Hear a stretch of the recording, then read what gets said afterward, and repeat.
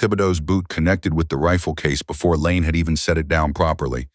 The case spun across the armory floor, hit the far wall with a crack that echoed off the concrete, and came to rest against the supply shelf with one of the latches bent open, cleaning supplies scattered. A bottle of CLP rolled under a bench and kept going. Nobody moved. Thibodeau didn't look at what he'd done. He was already walking away, talking to Graves over his shoulder about the range schedule, like kicking someone's gear halfway across the room was just something a person did on a Tuesday afternoon. Graves laughed at something. Neither of them looked back. Laine stood at the edge of the doorway and watched her rifle case sit there with the latch broken, and she made herself breathe. You won't believe where this story goes. She had applied to the Joint Task Force Selection Course 18 months after leaving her first posting in Petawawa, where she'd spent 2 years doing exactly what she was told and asking for nothing. She was 28 years old. She had qualified expert on every weapons platform her unit had put in front of her. She had logged more trigger time than soldiers twice her age, not because anyone encouraged her to, but because she kept showing up before everyone else and leaving after them, and the range officers eventually stopped asking why. Her file had a note in it from a master corporal in her previous unit.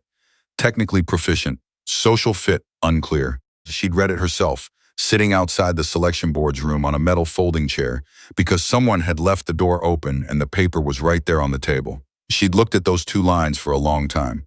She had decided then that the note was not about her. It was about him. The JTF-2 selection course was not supposed to have women in it. That was not what anyone said out loud, but Laine had learned a long time ago to listen to what people didn't say. The course had women in it because the policy now required the opportunity to exist. Whether the opportunity was real was a different question, and it was the question that the course itself was designed to answer. The design was mostly informal. It lived in who got the good gear assignments, who got yelled at when times were close, who got the benefit of the doubt in the debrief. Laine got none of those things. She had known she wouldn't. On the first morning, they stood in a gravel lot outside the admin building at 0430, and a warrant officer named Dabrowski walked down the line and looked at each of them without expression, the way you might assess fence posts. He stopped in front of Laine for a fraction of a second longer than he stopped for anyone else. She kept her eyes forward. He moved on. The first 3 days were standard. Ruck marches in the dark. Navigation problems on terrain that seemed specifically designed to punish optimism.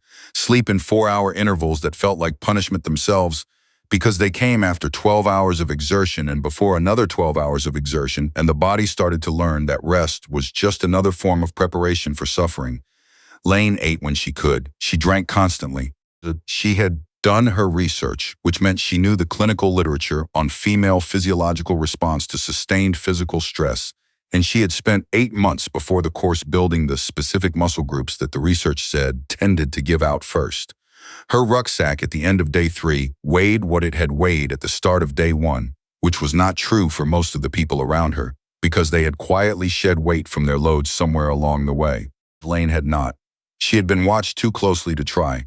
Graves noticed. He mentioned it to Thibodeau while they were refilling water at a creek crossing, loudly enough that Laine, 10 feet away, had no trouble hearing, still carrying full load, trying to prove something. Thibodeau had said something back that she didn't catch, and then they had both laughed. She had finished her water. She had kept moving. What people outside this kind of environment don't understand is how much of it is not physical. The physical component is real, and it is brutal, and it ends careers, but it is also the part that follows rules. Your body either has the capacity or it doesn't, and capacity can be built, and everyone on the course was there because they had built it. The part that doesn't follow rules is the part that happens in the space between people. Laine had noticed, by day 4, that there were 2 kinds of candidates on the course. The first kind treated it as a competition against themselves. You put your head down, you did the next thing, you did not look sideways, and the course was something you endured until it was over. The second kind treated it as a competition against the other candidates, which meant they were always watching the edges, always calculating, always looking for the small advantages that come from other people's small failures. Thibodeau was the second kind. Graves was the second kind, a candidate named Osi who barely spoke to anyone and ran like something was chasing him was the first kind. A candidate named Richkov, who was on his second attempt at the course and had developed a 1,000-yard stare somewhere before the second attempt began, was also the first kind. Laine was the first kind by choice and by necessity. She could not afford the energy of watching Thibodeau watch her. She had a finite amount of resource and she had to decide every hour where it went. She put it into the work. The range exercise came at the end of the first week, which was already a kind of mercy, because the first week was the week that removed the candidates who had imagined it would be different than it was. 8 people had already withdrawn. 3 more had been pulled for medical reasons. The ones left were quieter than they'd been at the start, and they moved differently. There was less performance in it, less of the carefully constructed confidence that people carry into selection and gradually leave behind piece by piece, like gear they can't afford to carry anymore. Thibodeau had kept his performance intact. That was notable. It meant something about him, though Laine had not yet decided exactly what. The range exercise was conducted at 700 meters for the primary qualification, with an optional extension to 1,000 for candidates who cleared the standard. The weapons were issued. Laine's was a C-14 Timberwolf, which was the standard issue for the exercise, same as everyone else. She had logged time on the platform. She was comfortable with it. What she was less comfortable with was that the scope on her issued rifle had been mounted slightly off-center. She noticed it during the pre-exercise function check, looking down the bore alignment. It was not dramatic. Someone who wasn't looking for it would have missed it entirely. She thought about whether to report it. She thought about what would happen if she did. The delay, the visibility, the minor spectacle of it. She thought about what would happen if she didn't. Then she thought about what she actually knew about making adjustments under pressure, and she decided that was the more relevant consideration. She said nothing. At the range line, Thibodeau looked at her rifle the way he'd looked at it in the armory, with that particular expression men use when they want to communicate dismissal without technically saying anything. He said something to Graves about toy calibers that was not quite aimed at her, but was not quite aimed away from her either. Graves smiled. Another candidate, a woman named O'Coin, who had kept mostly to herself, glanced over and then looked back at her own setup. Laine settled into her position. She checked her natural point of aim. She did the math on the scope deviation in her head, worked out the hold adjustment she'd need, applied it to the wind reading she'd taken at 0600 and updated twice since then. Dabrowski walked the line. When he reached her position, he paused, and she could feel him standing behind her, and she understood that this was the kind of moment that either became a story or didn't, and the only thing she could do about which it became was shoot. She shot 700 meters, 7 rounds. The first was a call to verify her adjustment math. It was slightly left, which was precisely what she'd calculated it would be. She made the mental correction. The next 6 were center mass, tight enough that the scorer radioed the range safety officer, and Laine could hear the transmission even from her position, because nobody bothers to keep their radio volume professional when they think nothing interesting is happening. Something interesting had happened. She moved to the optional extension without being asked. 1,000 meters. 2 rounds. The range went very quiet. There is a thing that happens in these environments when someone does something nobody expected. It doesn't announce itself. Nobody makes a speech. What happens instead is a quality of silence that is different from ordinary silence. It has a texture to it, a kind of recalibration occurring in real time, and you can feel it if you've been around people long enough to know what recalibration feels like. Laine felt it. She did not look up to confirm it. She ejected the magazine, made the rifle safe, and kept her face pointed at the ground because this was not a moment for looking at Thibodeau. Dabrowski came back down the line. He stopped behind her position again, and he stood there for a moment that she could not quantify, but that felt longer than his previous visit. He said, "Clear your lane." She cleared her lane. That was it. That was all he said. But the way he said it was different. Her mother had been a markswoman. That was the word her mother had always used. Not shooter, not sniper. Markswoman, said without any particular emphasis, the way you'd say you were a reader or a gardener, as though it were simply something that was true about you. She had competed at the provincial level for 12 years, had coached for another 6, and had developed somewhere along the way a philosophy about it that she passed to Laine in pieces, the way useful things are usually passed. Not all at once, not formally, but in moments that only reveal their meaning later. One of the pieces was this: the shot is not the end of the process. The shot is the proof of it. Everything that happened before the shot, the patience, the calculation, the decision about where to put your energy and what to let go, that is the actual work. The shot is just the evidence that the work was done. Her mother had died 3 years ago. A car accident on the highway outside of Kingston, ice on the road, nobody's fault in any useful sense. Laine had been in the middle of a 6-month rotation that she couldn't leave, and she had received the news over a satellite phone in a plywood building, somewhere she was not allowed to specify in writing, and she had sat down on a supply crate and not said anything for a long time. She still thought about that conversation her mother had never had the chance to have. The one Laine had been planning to start the next time she was home, about what came next, about whether there was a life after this particular life, about whether the thing she was so good at was the thing she actually wanted to keep doing. The conversation had been scheduled for a future that didn't arrive. What she had instead was the work. And the work, she had found, was enough. It was not everything. It was, but it was enough. The second half of the course separated in ways the first half hadn't. People who had been managing on physical reserves shifted into something different once the physical component modulated slightly. Not easier, but different in character, and the difference revealed who had been running on adrenaline and who had been running on something quieter and more sustainable. Laine ran on something quieter. She moved through the land navigation problem on day 9 without the GPS that 2 other candidates had quietly enabled despite the prohibition, without the informal help that Thibodeau gave Graves at the creek fork when he thought nobody was watching, and she came in second fastest with a grid reference so accurate that the evaluator checked her work twice. The first fastest was Osi, who had also followed the rules, and they acknowledged each other afterwards with the brief nod of 2 people who have understood the same thing without discussing it. The stalking exercise was last. Laine had been waiting for it the way you wait for something you've prepared for, so thoroughly that the waiting itself is a form of rest. The stalking exercise was 8 hours in field conditions, target acquisition from maximum range without being spotted, and it was the exercise that evaluation boards remembered longest because it was the exercise that was hardest to fake. You either had the patience or you didn't.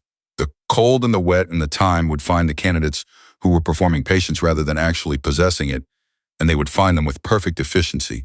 She was in position by 0340, a full 2 hours before she needed to be, in a hollow at the base of a slope where the ground cover was dense enough that her outline disappeared completely if she kept her profile low. She had taken her time getting there.